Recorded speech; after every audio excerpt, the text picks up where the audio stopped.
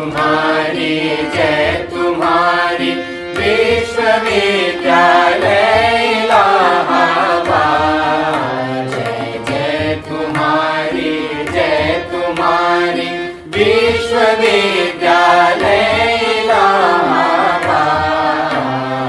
ज्ञान उद्गम ज्ञान संगम ज्ञान के इतिहास। ज्ञान उद्गम ज्ञान संगम ज्ञान के इतिहास। शत शत नमन है विश्वविद्यालय इलाहाबाद। सुंदरम सत्यम शिवम अवधारणाधार। जय जय तुम्हारी विश्वविद्यालय इलाहाबाद। जय तुम्हारी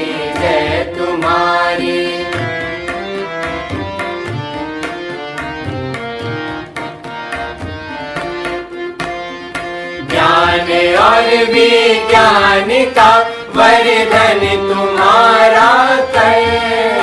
साहित्य और संगीत की सेवा तुम्हारा धर्म। सबके लिए सब दिन तुम्हारा खुला शिक्षा द्वार। कर दिया तुमने सभी को योग्यता अनुसार। जय जय तुम्हारी ओम सच्चिदानंद रूपाय विश्वोत्पत्त्यादि हेतवे तापत्रय विनाशाय श्री कृष्णाय वयं नमः। जन्माद्यस्य यतोऽन्वयादितिरतश्चार्थेष्वभिज्ञः सुराट्। तेने ब्रह्महृदायादिकवये मुह्यन्ति यत्सूरयः। तेजो वारिमृदां यथा विनिमयो यत्र त्रिसर्गो मृषा। धाम्ना स्वेन सदा निरस्तकुहकं सत्यं परं धीमहि। यं प्रव्रजन्तमनुपेतमपेतकृत्यं द्वैपायनो विरह कातरयाजुहाव। पुत्रेति तन्मयतया तरोभिनेदुः तं सर्वभूतहृदयं मुनिमानतोऽस्मि।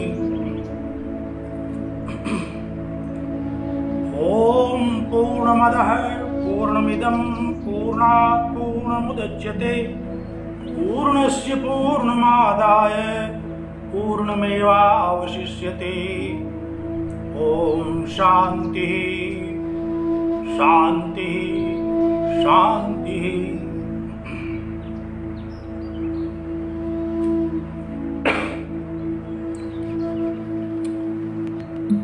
जगत विश्रुत इलाहाबाद विश्वविद्यालय प्रयागराज के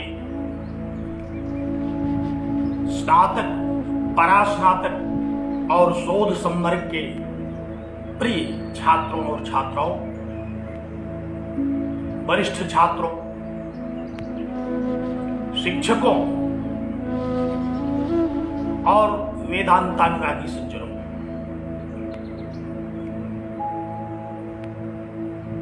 ये परमात्मा की बड़ी कृपा है कि हम लोग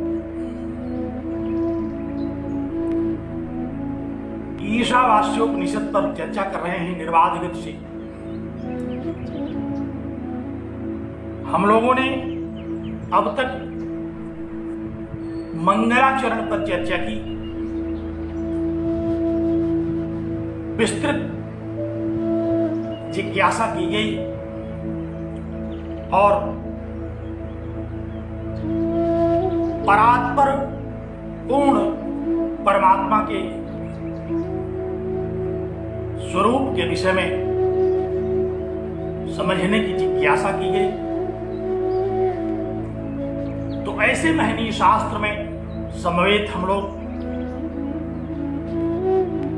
उस परम पिता परमेश्वर से प्रार्थना करें कि वह हमें सद्बुद्धि दे, हमारी बुद्धि को कुशाग्र करे चित्त को एकाग्र करे और ऐसे महनीय शास्त्र को समझने की हमें सामर्थ्य प्रदान करे। आज हम लोग ईशावास्योपनिषद के प्रथम मंत्र पर चर्चा आरंभ करने चल रहे हैं। बहुत महत्वपूर्ण मंत्र है।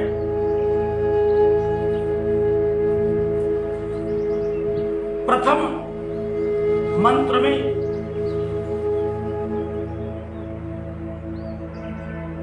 सभी उपनिषदों का जो परम प्रतिपाद्य परमात्मा है उस पर ही विचार आरंभ किया गया।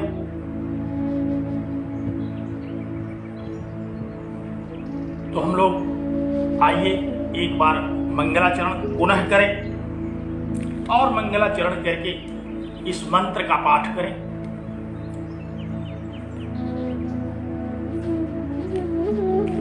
ओम पूर्णमदः पूर्णमिदं पूर्णात् पूर्णमुदच्यते पूर्णस्य पूर्णमादाय पूर्णमेवावशिष्यते। ओम शांति शांति शांति।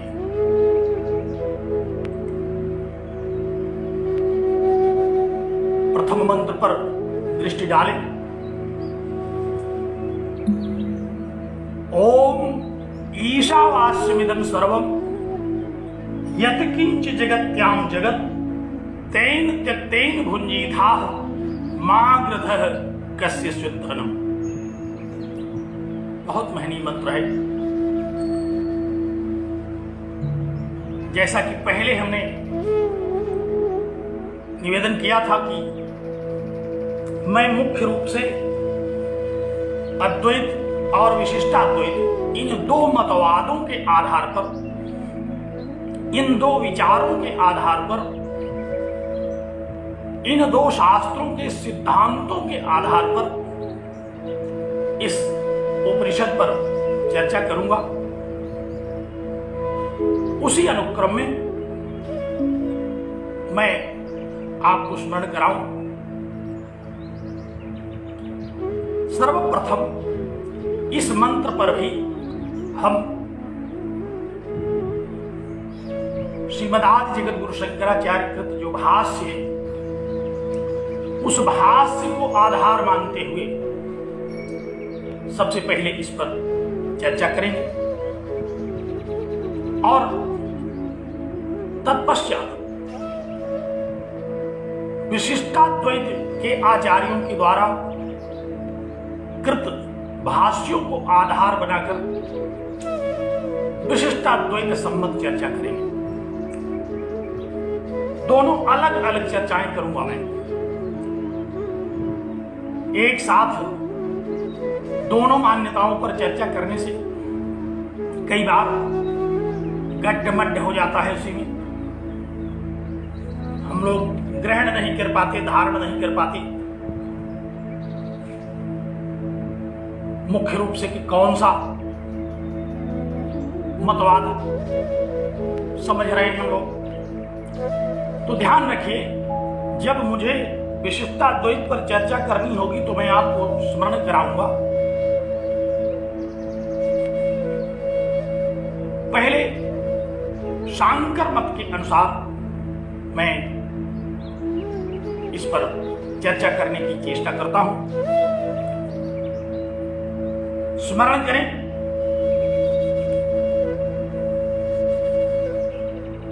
शांति पाठ में हम लोगों ने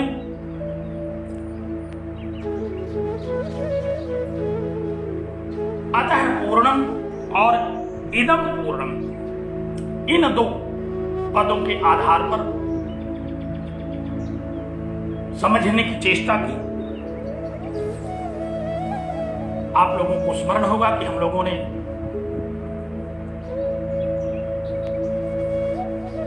सभी उपनिषदों का ये निश्चितार्थ समझ लिया। वहीं यह जो दृश्यमान जगत है,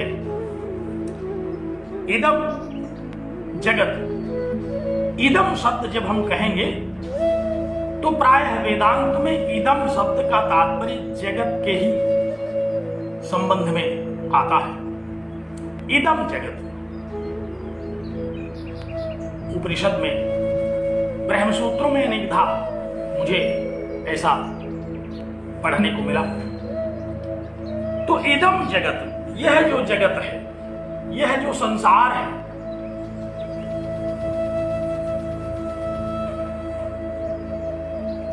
वह परमात्मा में भ्रम के कारण हमको प्रतीत होता है। ध्यान रखिएगा, भगवान शंकराचार्य के अनुसार मैं आपसे चर्चा कर रहा हूं। चित्त को एकाग्र करना बड़ा जरूरी है। इसीलिए शांति पाठ में चित्त को एकाग्र करने पर पर्याप्त चिंतन किया गया, क्योंकि जब तक चित्त एकाग्र नहीं करेंगे तब तक इदम की चर्चा तो हो सकती है, अतः की चर्चा नहीं हो सकती। जब तक चित्त एकाग्र नहीं होगा तब तक जगत चर्चा तो हम कर सकते हैं, संसार की व्यापक चर्चा कर सकते हैं, संसार के विषय भोगों की चर्चा कर सकते हैं, लेकिन चित्त एकाग्र हुए बिना हम पूर्ण मदह पर चर्चा नहीं कर सकते। वहां हम लोगों ने समझा था कि यह जो अनुभूति का विषय है, ये जो सुख दुख प्रदान करने वाला जगत है, ये जो अनादि काल से लेकर के अनंत काल तक प्रतीत होने वाला अपार संसार है, इसकी प्रतीति अज्ञान के कारण होती है। किसका अज्ञान? कहा कि अतः का, वह जो अप्रत्यक्ष पूर्ण ब्रह्म है, उस अप्रत्यक्ष अवांगमनस गोचर पूर्ण ब्रह्म का जब तक हमें अपरोक्ष नहीं हो जाएगा, जब तक यथार्थ ज्ञान नहीं हो जाएगा, तब तक हमें इस जगत की ही प्रतीति होगी। और जैसे ही चित्त शांत होगा, हम वेदांत के अधिकारी बन जाएंगे, तो हमें उस पूर्ण की पूर्णता का ज्ञान होगा। और पूर्णस्य पूर्णमादाय पूर्णमेवावशिष्यते, पूर्ण की उस पूर्णता को ग्रहण करके, पूर्ण की उस पूर्णता को जान करके, अद्वैत परमात्म तत्व के उस नित्य शुद्ध बुद्ध मुक्त सत्य स्वभाव को समझ करके हम भ्रम रहित हो जाएंगे और इस जगत के रहस्य का पता चल जाएगा। हम लोगों ने उपनिषदों के इस रहस्य को, सभी उपनिषदों का यही रहस्य है जो इस मंगलाचरण में दिया गया। आपको स्मरण हुआ, ये मंगलाचरण भी बृहदारण्यक उपनिषद का एक मंत्र है। तो ये उपनिषद मंत्र है, ये वेदों का निचोड़ है, उपनिषदों का निचोड़ है कि जब तक हमें यथार्थ ज्ञान परमात्मा का नहीं होगा, तब तक हमें उसका अयथार्थ ज्ञान होता रहेगा। और वही अयथार्थ ज्ञान जगत का ज्ञान है। तो मंगलाचरण में हम लोगों ने इस शांति पाठ में सभी उपनिषदों के इस रहस्य को, सभी उपनिषदों के इस निचोड़ को, सभी उपनिषदों के निर्गलितार्थ को समझ लिया। अब मन में एक जिज्ञासा हो सकती है कि जब सारा का सारा निश्चितार्थ समझ लिया तो आगे अब पढ़ने की क्या जरूरत है? जब इस मंगलाचरण में, इस शांति पाठ में ही सारा का सारा निश्चितार्थ आचार्य ने अवगत कराया, ऋषि ने हम लोगों को इसी एक शांति पाठ में, इसी एक मंत्र में जब सभी उपनिषदों के रहस्य को ही अवगत करा दिया, तो अब आगे क्या आवश्यकता है चिंतन करने की? कहते हैं कि है, अभी तो यह हमको सूचना मिली है। इस शांति पाठ के द्वारा हम लोगों को यह सूचना मिली, हम लोगों को एक वस्तु स्थिति का ज्ञान कराया गया कि पूर्ण ब्रह्म है जो अपरोक्ष है, और उसमें अध्यास जो होता है वह प्रत्यक्ष होता है जगत के रूप में। ये हमें एक सूचना मिली, इस सूचना से हम समझ नहीं गए, इस सूचना से हमको केवल समझने की प्रेरणा हुई कि ऐसा है, अगर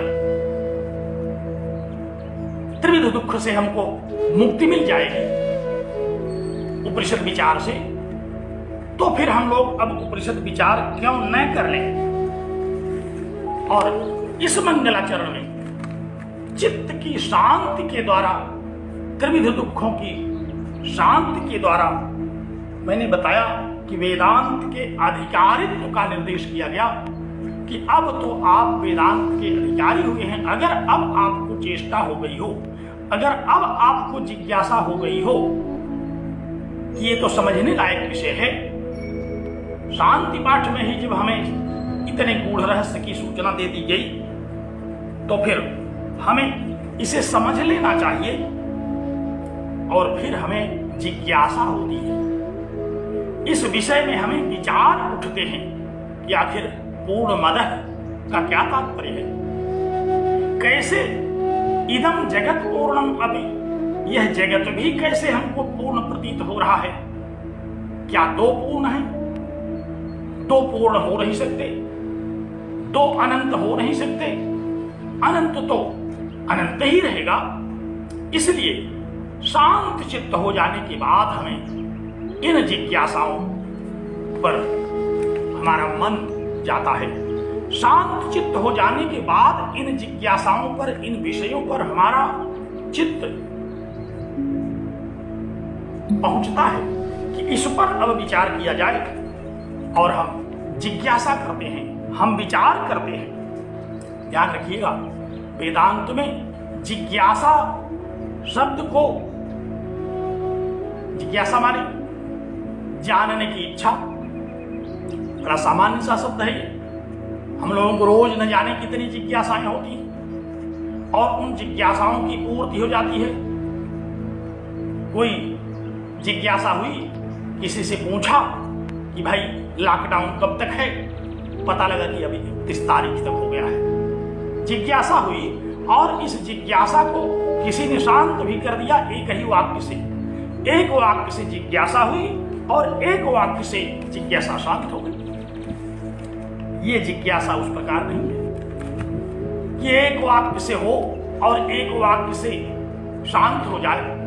यहां आचार्य ने कहा कि ये ऐसी जिज्ञासा है जो चित्त शांत होने पर अपने आप होती है। जब तक चित्त शांत नहीं होगा तब तक ये जिज्ञासा यथार्थतः नहीं होगी।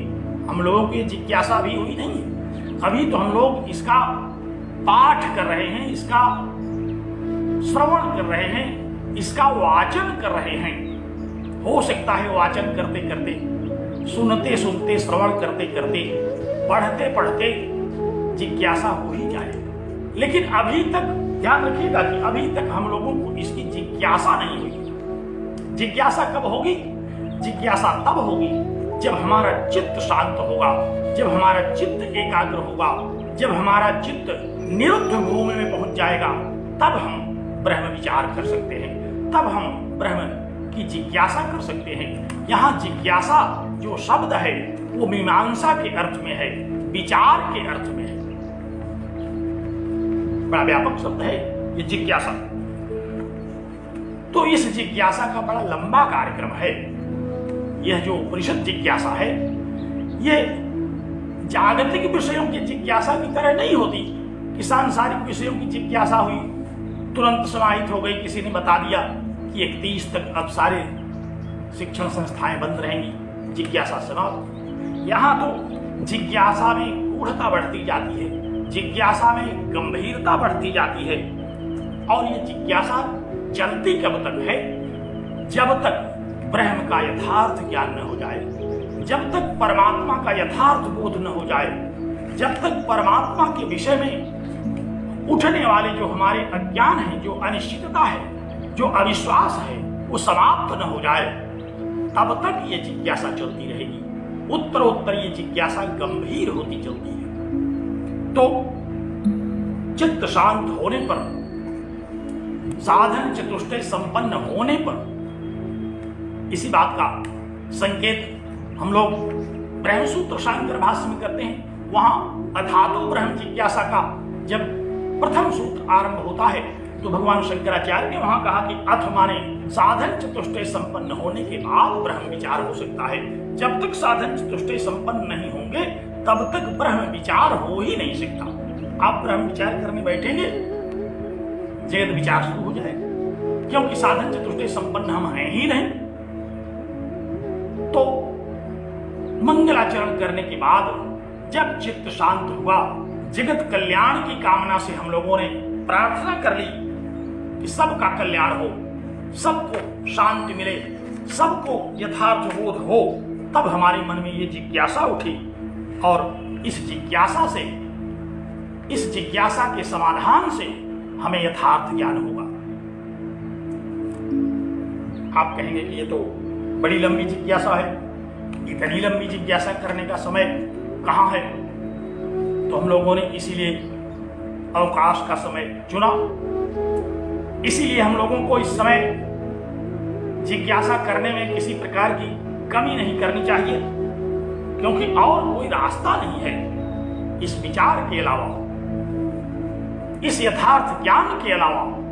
वेदांतों ने कहा कि ऋते ज्ञानात् न मुक्ति है। जब तक ज्ञान नहीं होगा, जब तक यथार्थ ज्ञान नहीं होगा, जब तक पूर्ण मदह का ज्ञान नहीं हो जाएगा, जब तक पूर्ण मिदम का निराकरण नहीं हो जाएगा, जब तक परमात्म तत्व का यथार्थ ज्ञान नहीं होगा, तब तक हमें त्रिविध दुख से मुक्ति नहीं मिलेगी। तो इसलिए एक रास्ता है, यही वेदांत विचार।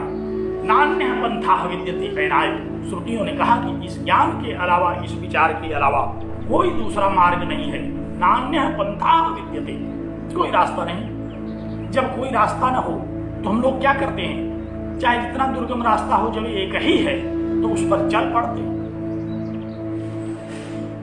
तो शांति पाठ के द्वारा हम लोगों का, साधक का चित्त एकाग्र होता है और उस चित्त की एकाग्रता को ही हम अधिकारी के रूप में ग्रहण करते हैं।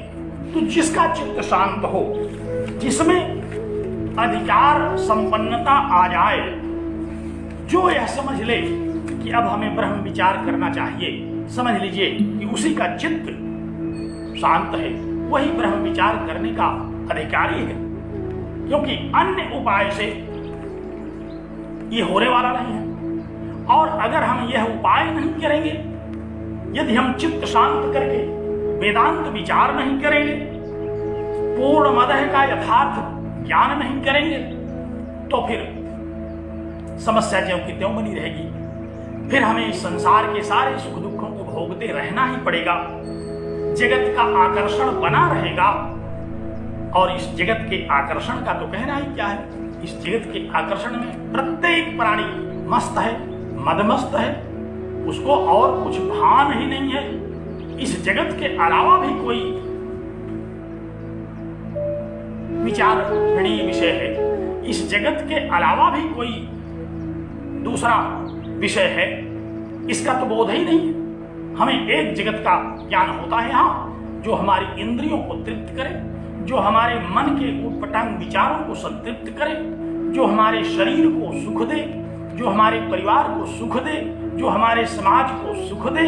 ऐसे ही इस शास्त्र का हमें इसी की जिज्ञासा होती है, इसी के विषय में हमें चेष्टाएं होती हैं, इसी के विषय में हमें प्रेरणाएं होती हैं। तो जब तक पूर्ण मदह का ज्ञान नहीं होगा, जब तक साधन चतुष्टय संपन्न नहीं होंगे, जब तक चित्त शांत नहीं होगा, तब तक हमें इस जगत के ही विषय वासनाओं में पड़े रहना पड़ेगा और जगत का आकर्षण बना रहेगा, जगत सत्य प्रतीत होता रहेगा और इसी में मजा आता रहेगा, इसी में सुख दुख भोगने में ही आनंद आता रहेगा। हम लोग देखते हैं प्रायः किसी को कहिए कि भाई ये संसार मिथ्या है, कहेगा कि आपका दिमाग खराब हो गया है, ये संसार कहाँ मिथ्या है, इसी में तो सारा आनंद है, इसी में तो हमारी सारी कामनाएं पूर्ण होती हैं, इसी से हम सुखी होते हैं और आपको ये मिथ्या लग रहा है। आप अपने दिमाग का इलाज करा लें। तो जब तक चित्त शांत नहीं होगा तब तक हमको यही सिद्धांत बढ़िया लगेगा, जगत विचार विषय हमें यही सत्य प्रतीत होगा। हमारी भोग वृत्ति चलती रहेगी, हम भोग विषयों के पीछे घूमते रहेंगे और काम क्रोध लोभ मोह मद मत्सर इसकी बलवत्ता हमारे चित्त में बनी रहेगी। ये हमारे चित्त को चंचल करता रहेगा, ये हमारे चित्त को पागल कर देगा और हम इस बंधन से कदापि मुक्त नहीं हो सकते। और जब हम पूर्ण मदह पर चिंतन ही नहीं कर पाएंगे, जब हम ब्रह्म विचार ही नहीं कर पाएंगे, जब हमें जगत की सत्यता का ही परम सत्य के रूप में ज्ञान होता रहेगा, हम सत्य के रूप में जगत के भोग विषय को समझते रहेंगे, तो भोग के इस बंधन में हम अनादि काल से लेकर के अनंत काल तक पड़े रहेंगे और कोई भी दूसरी शक्ति नहीं है कि हमको इससे बचा दे। हमें जगत सत्य प्रतीत होगा, हमें धन की आवश्यकता होगी, हमें शक्ति की आवश्यकता होगी, हमें धन के और शक्ति के संग्रह करने की इच्छा होगी।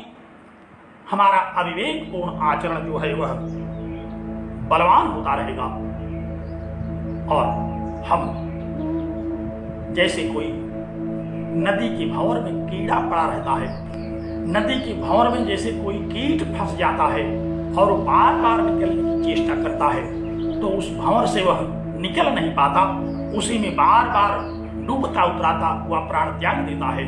उसी तरह से हम लोग जब तक चित्त शांत नहीं होगा तब तक इस जगत के भंवर में, इस भवजाल में, इस जगत जंजाल में फंसते रहेंगे और हमें इससे मुक्ति नहीं मिलेगी, हमारे त्रिविध तापों की शांति नहीं होगी। तो इस मंगलाचरण को करके हमको क्या मिला? इस मंगलाचरण को करने के बाद हमें पात्रता मिली, हमें विषय का संकेत मिला कि हमें क्या विचार करना है। और मीमांसा का सिद्धांत है कि कोई भी विचार करने के लिए विषयो विषयश्चैव पूर्व पक्षस्तथोत्तरम, हमें विषय का ज्ञान होना चाहिए। क्या विषय है हमारा विचारणीय, शंकाएं क्या क्या है इसमें, संदेह कहाँ उठते हैं, पूर्व पक्ष और उत्तर पक्ष क्या है शास्त्र का, ये सब हमको अवगत होना चाहिए, तब हम जाकर के उस विषय का निराकरण कर पाते हैं। तो इस मंगलाचरण ने यह संकेत किया कि जब तक आपको पूर्ण मदह का यथार्थ ज्ञान नहीं होगा तब तक आपको जगत जंजाल से मुक्ति नहीं मिलेगी, तब तक आपको धन की आवश्यकता, शक्ति की आवश्यकता, संग्रह करने की आवश्यकता, प्रत्येक नगरों में हमारा मकान हो जाए, बड़ी बड़ी गाड़ियां हमारे पास हो जाएं, नौकर चाकर हमें मिल जाएं, हम राजा बन जाएं, कोई भी ऐसी भोग की वस्तु न रहे जो कि हमको उपलब्ध न हो सके।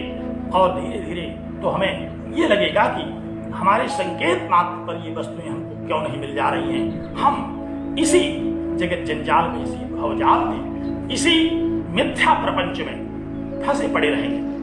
तो इस मिथ्या प्रपंच से बचने के लिए शांति पाठ के बाद जब हमें जिज्ञासा हो, तो मिथ्या प्रपंच से बचने के लिए हमारे मन में जिज्ञासाएं हों, हमारे मन में विचार उठा। क्या विचार उठा कि पूर्ण मदह में किस पूर्णता की चर्चा की गई, क्या है पूर्ण, अदह क्या है और इदम क्या है, यथार्थ ज्ञान क्या है, व्यावहारिक ज्ञान क्या है, प्रातिभाषिक ज्ञान क्या है, पूर्ण ब्रह्म क्या है, कारण ब्रह्म क्या है, कार्य ब्रह्म किसे कहते हैं, कैसे ज्ञान होगा। जब हमें पूर्ण से पूर्णमादाय की स्थिति में पहुंचना है तो हम किस प्रकार वहां पहुंचेंगे, उसके लिए हमें जिज्ञासा होगी, हमारे मन में बिंदु उठेंगे और जो बिंदु उठेंगे वही हमारे लिए कल्याणकारी होंगे। उसी बिंदु को, उसी कल्याणकारी विषय को उपनिषदकार ने उठाया। पहले मंत्र के द्वारा उपनिषदकार ने क्या किया? पहले मंत्र के द्वारा उपनिषदकार ने उसी बिंदु को उठाया। मंगलाचरण से, शांति पाठ से अधिकारी बन जाने के परिणाम स्वरूप हमें जब जिज्ञासा होती है, हमें जब ब्रह्म विचार करने की इच्छा होती है, तो क्या विचार करें, इस पर चित्त को एकाग्र किए रहना पड़ेगा। नहीं तो विचारणी विषय ही बदल जाएगा और हमारी दिशा बदल जाएगी। हम पुनः उस जगत जंजाल में फंसने के लिए फिर से विवश कर दिए जाएंगे, क्योंकि काम है, इस क्रोध है, इस रजोगुण समुद्भव। भगवद गीता में हम लोगों ने पढ़ा है ये कामनाएं हैं, ये क्रोध है हमारा, जो कि हमें प्रेरित करके बलपूर्वक उस तरह से खींच ले जाता है संसार के विषय वासनाओं में। जैसे नदी में चल रही नाव को जैसे वायु खींच ले जाती है, उसी तरह से हमारे मन को खींच लिया जाता है। सावधान रहने पर भी ये विषय हमको प्रेरित कर देते हैं ऐसा कि हम जान ही नहीं पाते कि हम सावधान हैं और असावधान भी आ जाते हैं। तो ऐसे विषय पर चर्चा करने के लिए ईशावास्य उपनिषदकार ने प्रथम मंत्र का कथन किया। आज हम लोग उसी मंत्र पर चर्चा करेंगे। प्रथम मंत्र पढ़िए। प्रथम मंत्र क्या है, सबको कंठाग्र है। प्रथम मंत्र बीए तृतीय वर्ष के विद्यार्थी जो हैं वहां से हम लोग आरंभ करके इसको पढ़ते चले आ रहे हैं। ओम ईशावास्यमिदं सर्वं यत् किंच जगत्याम जगत् तेन त्यक्तेन भुंजीथाः मां गृधः कस्य शुद्धः। ध्यान रखिएगा, पुनः मैं आपको कुछ पढ़ कराता हूं कि मैं आज अद्वैत वेदांत की दृष्टि से इस पर चर्चा कर रहा हूं।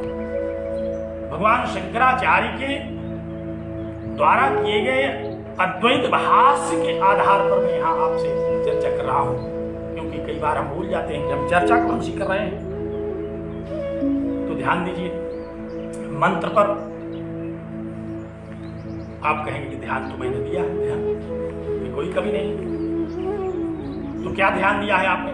सबसे पहले फिर हमारे सामने वही ओम आ गए, जो मंगलाचरण में मिले थे, जो शांति पाठ में मिले थे, वो फिर मिल गए। उनको लग रहा है कि ये मिलते ही रहेंगे, और ये मिलेंगे क्यों नहीं, क्योंकि यही तो पूर्ण मदह का रहस्य है। इसी पर तो हमें विचार करना है।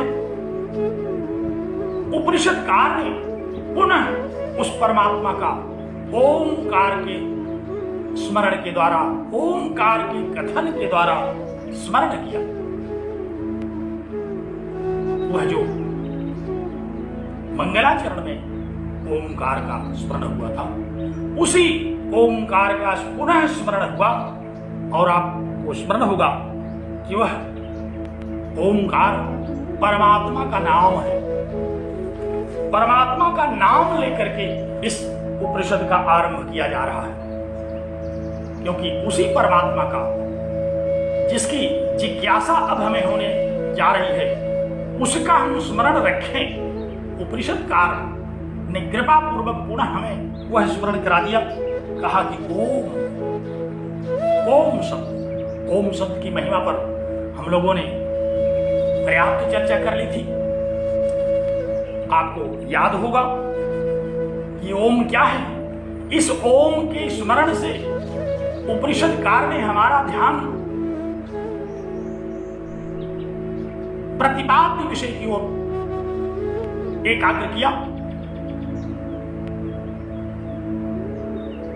क्या है ओंकार? भगवद गीता का वह श्लोक आपको स्मरण होगा जहां ओंकार की महिमा बताई गई। कहा गया कि पितामहस्य पिताहमस्य लोकस्य पिताहमस्य जगतो माता धाता पितामह।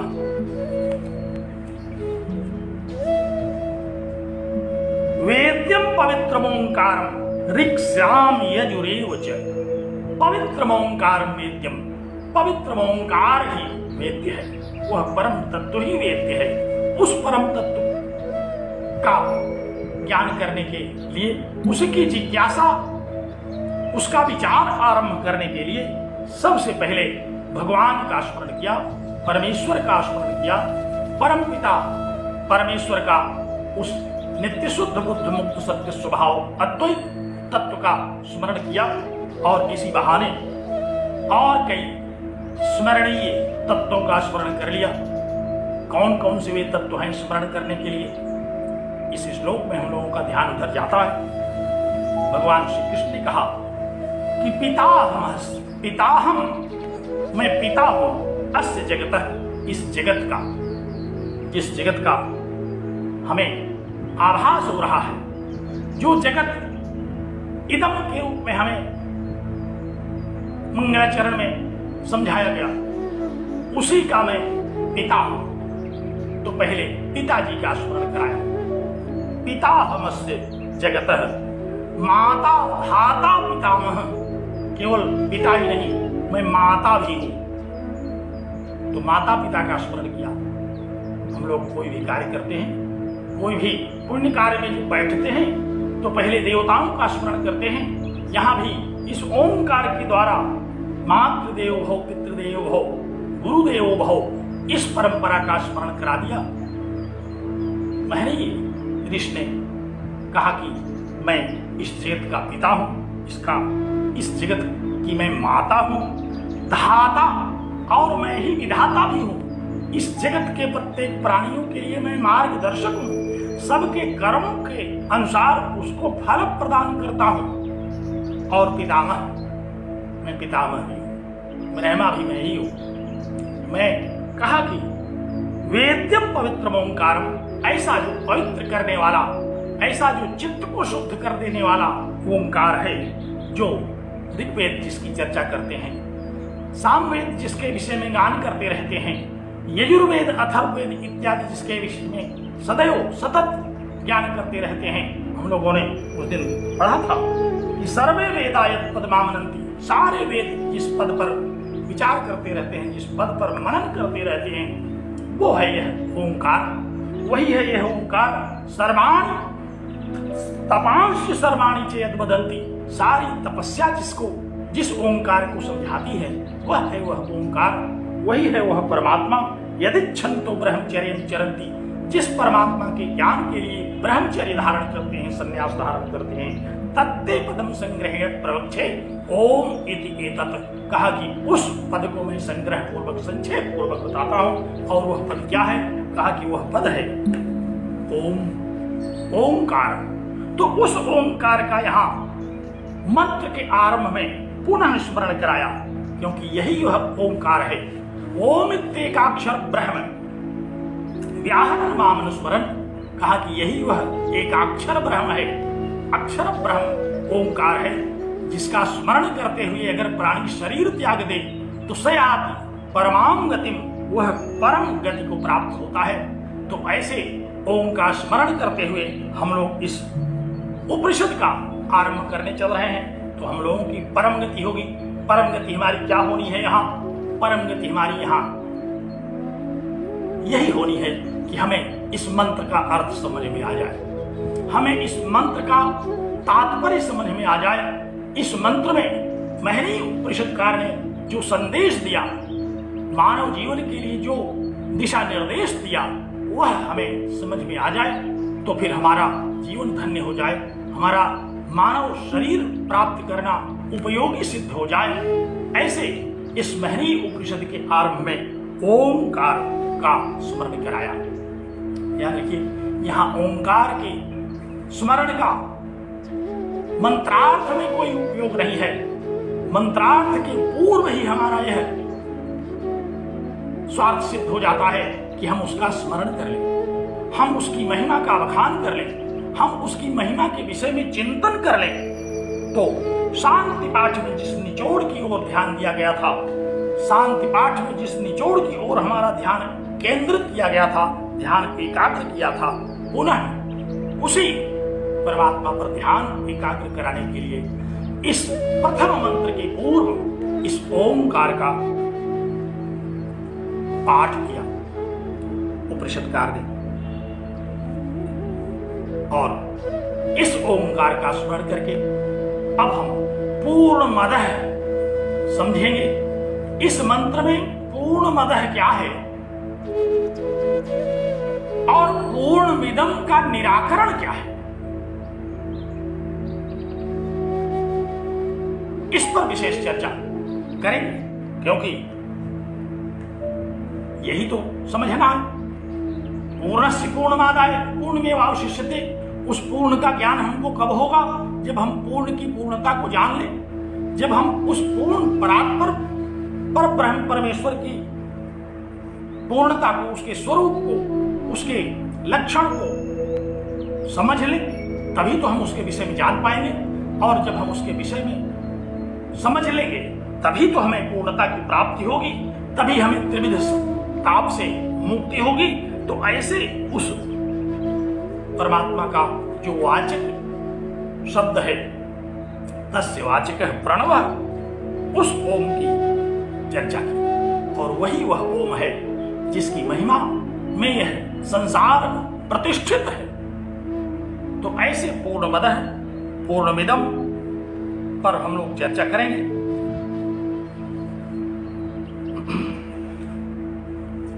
शास्त्रों का एक सिद्धांत है कि एक एक शब्द का शब्दार्थ जब हमको आ जाए तब हम वाक्यार्थ बोध कर पाते हैं। ये नियम है, आचार्यों ने कहा है। शब्दार्थ बोध वाक्यार्थ बोधे कारणम, शब्दार्थ का बोध ही वाक्यार्थ के बोध में कारण है। अगर आपको वाक्यार्थ बोध करना है तो उसमें आए हुए एक एक शब्द का अर्थ बोध करेंगे।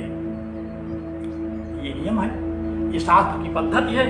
तो यदि हमें इस मंत्र का अर्थ बोध करना है, यदि हमें इस मंत्र के मंत्रार्थ को बोध करना है, मंत्रार्थ को समझना है, तो इसमें आए हुए एक एक शब्द को पहले हम ठीक से समझ लें, क्योंकि एक एक शब्द ही तो समझना है।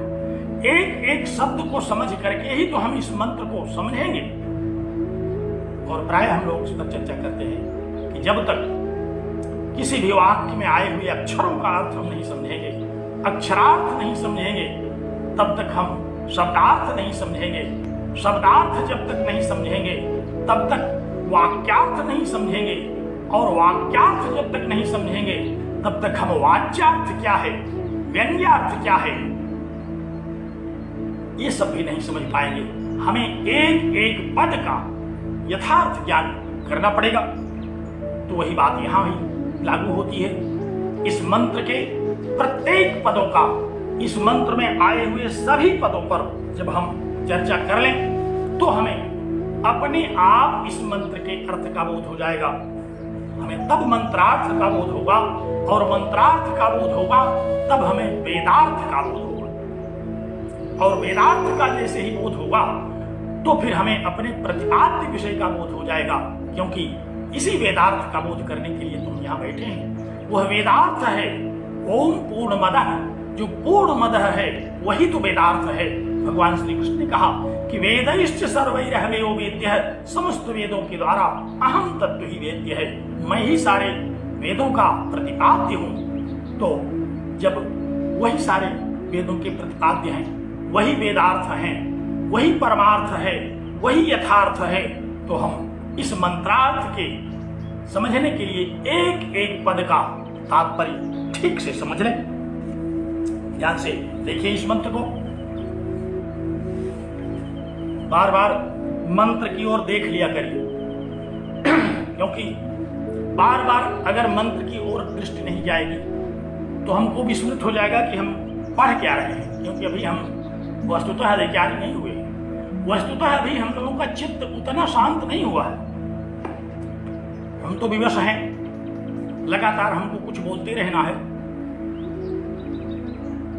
इसलिए विषय पर चित्त को एकाग्र करना हमारी अनिवार्यता है। लेकिन आपका चित्त तो इधर उधर चला ही जाता होगा, इसलिए बार बार अपने सामने इस ग्रंथ को रखिए, बार बार अपने सामने इस मंत्र को रखिए, इस मंत्र का वाचन करते रहिए एक एक शब्द का। तो फिर से एक बार इस मंत्र को देखिए। मंत्र में एक एक शब्द पर हम लोग विचार करेंगे। अब इस मंत्र के एक एक शब्द का विचार करने का भी दो मार्ग है हमारे पास। एक मार्ग तो यह है कि हम मंत्र के आरंभ से लेकर के अंत तक सारे पदों पर पहले विचार करें।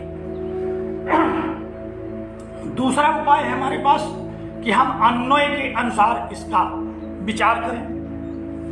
अन्वय के अनुसार जब विचार करेंगे तो अंततः मंत्रार्थ को, सारे शब्दों के अर्थ को समझते समझते मंत्रार्थ का ज्ञान हो चुकेगा।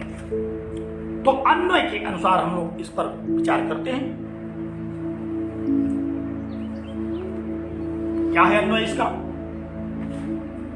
आप लोग अपनी अपनी पुस्तक में देखिए, अन्वय लिखा मिलेगा, मैं पढ़ रहा हूं।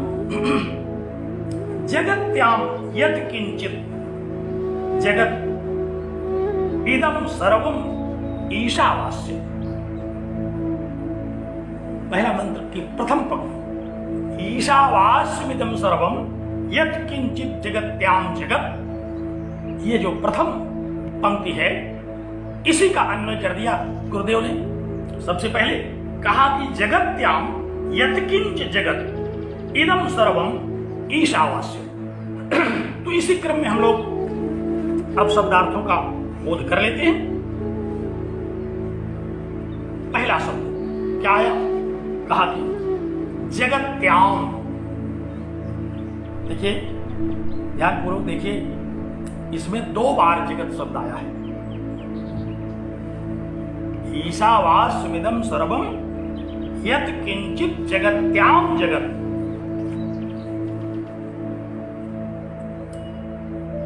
ध्यान एकाग्र हुआ उस शब्द पर। क्योंकि आप सारे लोग शिक्षक हैं और मैं भी संयोग से शिक्षक ही हूं, इसलिए शिक्षक की जो पद्धति है, शिक्षण की जो पद्धति है, उसी पर चर्चा करने की आदत है। कोई हम व्यास नहीं है, कोई हम ऐसे आचार्य नहीं है जो कि प्रवचन करते हो। प्रवचन करने की कोई हमारी आदत नहीं है, न ही हमको प्रवचन करना आता है। हम लोग तो प्रवचन नहीं करते, प्रतिवचन, एक एक शब्द का, एक एक वचन का, वचन माने शब्द, उच्चते अनेन इति वचनम, जिसके द्वारा हम कहते हैं, जिसके द्वारा हम बोलते हैं। तो किसके द्वारा बोलते हैं? शब्दों के द्वारा वाक्य बोलते हैं। तो एक एक शब्द का हम यहां यथार्थ ज्ञान करें। तो पहला शब्द आया क्या? जगत्याम। जगत्याम क्या तात्पर्य हुआ इसका? जगत शब्द बड़ा व्यापक है।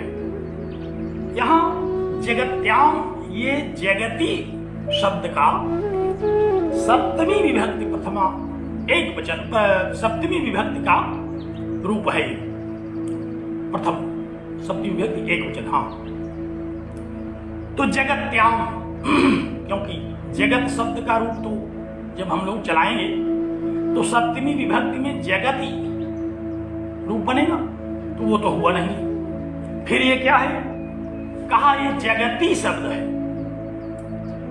जगती शब्द का जब हम रूप चलाएंगे तो सप्तमी विभक्ति एक वचन में जगत्याम रूप बनेगा।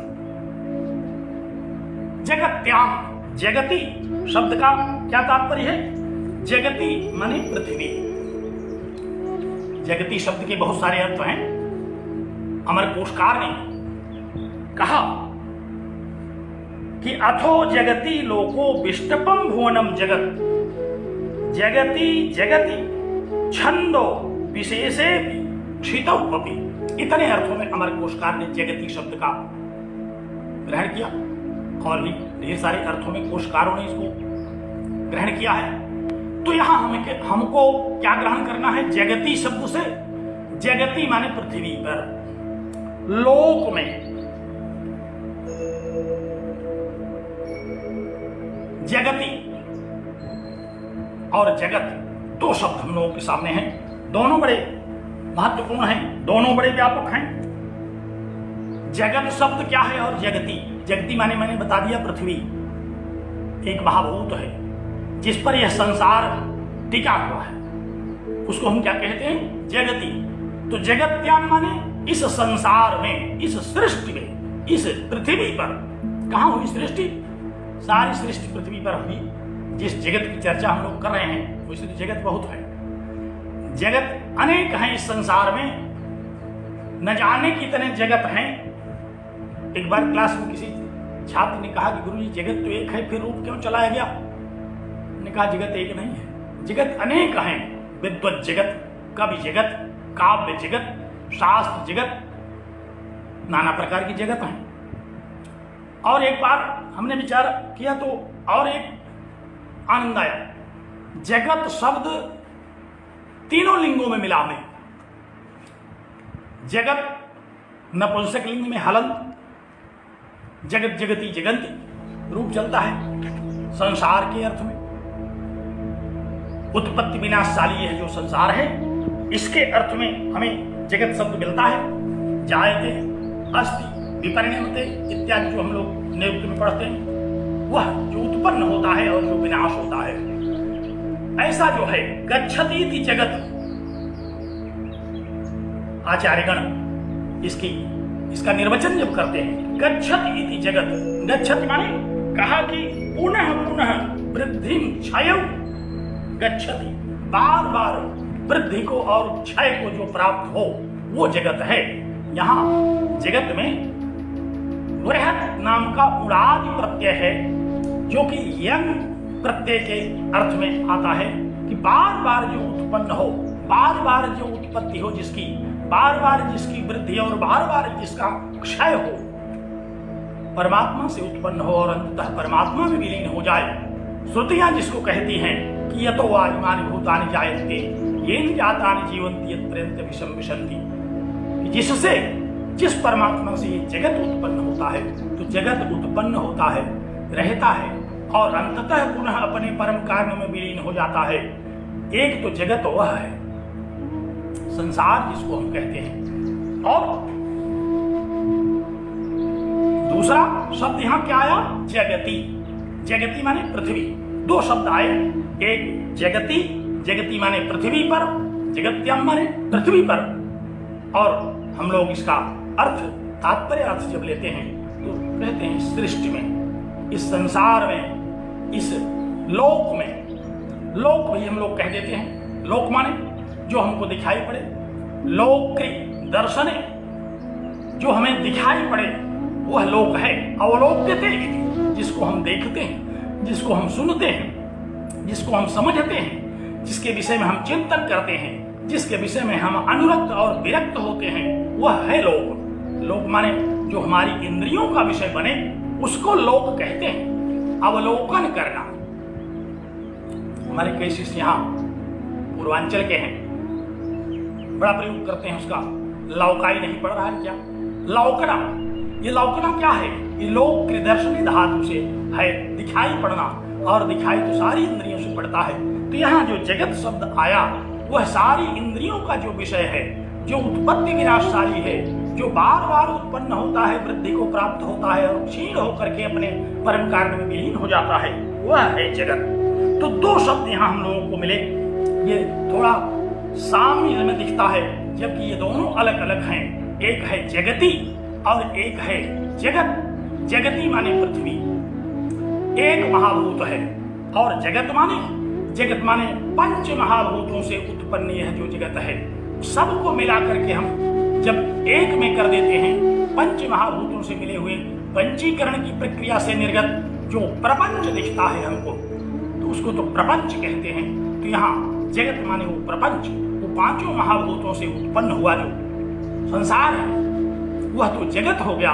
और जगती माने पृथ्वी।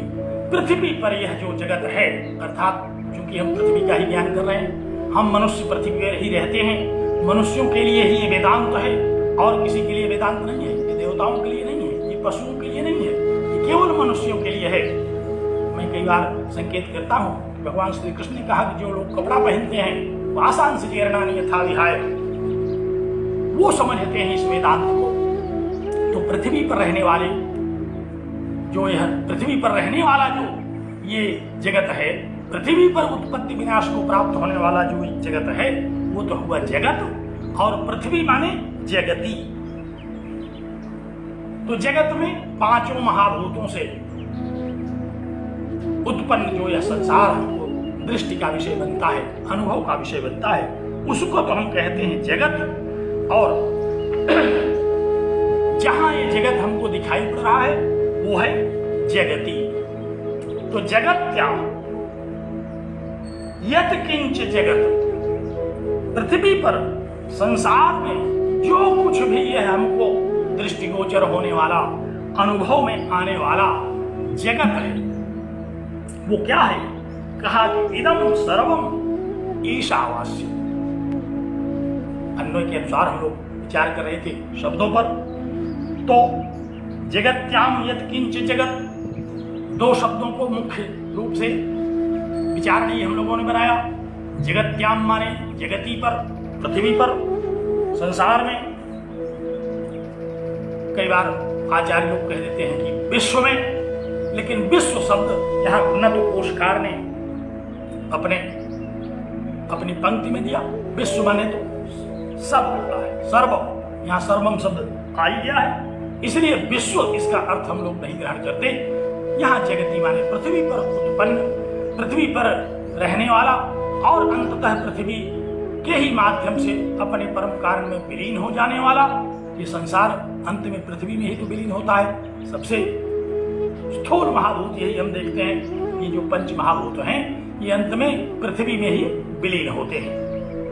इनका एक क्रम है, क्रम से उत्पन्न होते हैं और व्यतिक्रम पूर्ण ढंग से उसमें विलीन होते हैं। उपनिषदों का जो वह महावाक्य है कि तस्मात् वा एतस्मात् परमात्मनः आकाशः सम्भूतः, उस परमात्मा से ये आकाश उत्पन्न होता है। आकाशात् वायु, वायोरग्निः, अग्निरापः, अद्भय पृथ्वी। ये क्रम है महाभूतों के उत्पन्न होने का। तो ये इसी क्रम से इसमें विलीन भी हो जाता है। हम लोग भी देखते हैं प्रायः शरीर जब अग्नि को समर्पित कर दिया जाता है, अथवा जल को समर्पित कर दिया जाता है, अथवा पृथ्वी में इसको ढक दिया जाता है, तो ये पंच तत्व में विलीन हो जाता है। यही तो लोग कहते हैं पंच तत्व में विलीन हो गए, तो पंच तत्व से निकले थे, पंच तत्व में विलीन हो गए। तो जगत पंच तत्व विनिर्मित जो जगत है, और जगती माने पृथ्वी। तो इदम सर्वम जगत, यह जो कुछ भी जगत हमारे ज्ञान में आता है, क्योंकि सारा जगत हम नहीं जान पाते। यह किंच, जो कुछ जगत हमें अवगत होते हैं, हमने बताया कि जगत अनेक हैं, अनेक प्रकार के जगत हैं इस संसार में, हम उनको जानते हैं। तो एक अर्थ तो जगत का हो गया पृथ्वी, जगती का एक अर्थ हुआ पृथ्वी जो स्त्रीलिंग में। जगत नपुंसक लिंग में जो है उसका तात्पर्य हुआ संसार। और एक जगत और मिलता है जो पुल्लिंग में है हम लोगों को। जगत प्रायः हिंदी वाले इसका बहुत प्रयोग करते हैं। जगत माने कुएं की जगत। प्रायः जहां कुएं बने हुए हैं, कुओं की अपनी एक जगत है, उनका अपना एक चबूतरा है। हम लोग उसका जगत के अर्थ में वहां भी प्रयोग करते हैं। तो जगत शब्द तीनों लिंगों में मिले, पुल्लिंग में भी मिले, वो कुएं के चबूतरे के अर्थ में और अनेक अन्य अर्थों में, तथा नपुंसक लिंग में जो मिला वह संसार के अर्थ में, और स्त्रीलिंग में जो जगती मिल गया ये पृथ्वी के अर्थ में। ये तीनों शब्द परस्पर मिल रहे हैं, लेकिन इनके अर्थ पृथक पृथक हैं। तो कहा कि ये जो जगत है, यत किंच, हमको जो अवगत होता है, इदम जगत जिसको हम कहते हैं, इदम जगत में हमें पूरा जगत अनुभूत नहीं हो पाता। इदम जगत में हमें उतना ही अभीष्ट है कहना जो हमारी इंद्रियों का विषय बनता है। ऐसा जो जगत है, एक बार अभी बताया भी होगा मैंने, प्रायः जगत की चर्चा जब आती है तो मैं जगत विषय इस चर्चा को जरूर सुना देता हूं। एक बार महासागर का एक मेढक महासागर से कूदता हुआ बाहर आ गया और वो रास्ता भटक करके बस्ती की ओर आकर के कुएं में गिर पड़ा। कुएं में जब गिरा तो कुएं में पहले से मेढक थे। उन मेढकों ने देखा कि ये तो कोई दूसरी जात क्या, व्यक्ति आ गया है, दूसरा इसका कलर है, दूसरा रंग स्वरूप है, भाषा भी इसकी कुछ अलग है। फिर भी एक मेढक कुएं का भाषा समझ रहा था, उसकी पूछा भाई कहां से आए? उसने कहा महासागर से। भाई महासागर क्या होता है? कहा रे बहुत बड़ा है, अनंत है, तथा तू मेढक कुएं में 3-4 बार ऊपर नीचे गया, कहा इतना गहरा होगा, इतना बड़ा होगा? तो वो महासागर का जो मेढक था हंसने लगा, कहा कि अरे भाई नहीं, बहुत बड़ा है।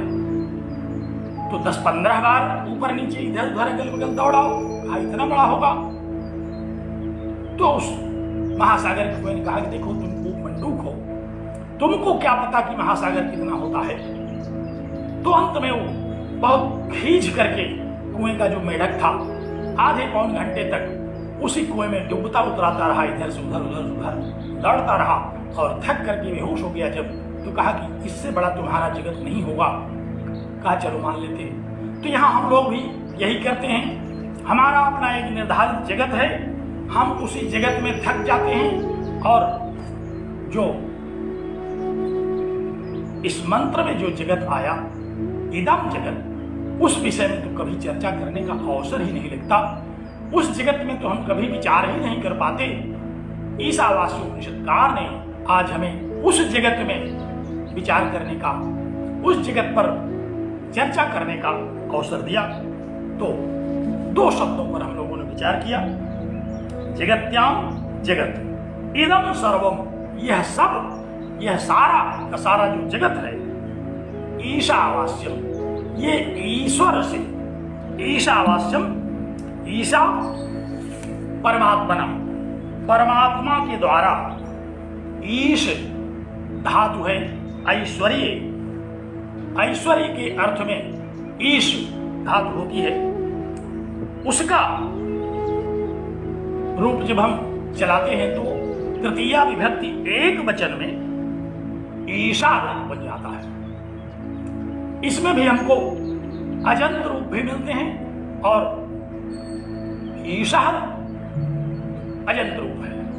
और ये ईशा, ये ईश धातु का वह रूप है हलंत, जो कि तृतीया विभक्ति एक वचन में बना ईशा। अजंत का रूप जब चलता है तो ईशेन तृतीया विभक्ति में बनता है। तो ईशावास्यम, ये परमात्मा के द्वारा वास्य है, परमात्मा के द्वारा व्याप्त है, परमात्मा ही है। इदम जगत, यह जो जगत है, इसकी जब हम पूर्णता समझ जाएंगे, जब हम अधः पूर्णम को समझ करके इदम पूर्णम को समझेंगे अभी इस मंत्र में, तो हमको पता चलेगा कि अरे ये जगत, ये तो परमात्मा का ही यथार्थ रूप है। जैसे रज्जु में जब हमें सर्प की भ्रांति होती है तो सर्प का बोध हमें तब तक होता रहता है जब तक रज्जु का यथार्थ ज्ञान न हो जाए। उसी तरह से इस जगत का हमें तब तक बोध होता रहेगा जब तक हमें परमात्मा का यथार्थ ज्ञान न हो जाए। तो कहा कि ईशावास्यम, परमात्मा के ज्ञान से बाधित होने योग्य है जगत का ज्ञान।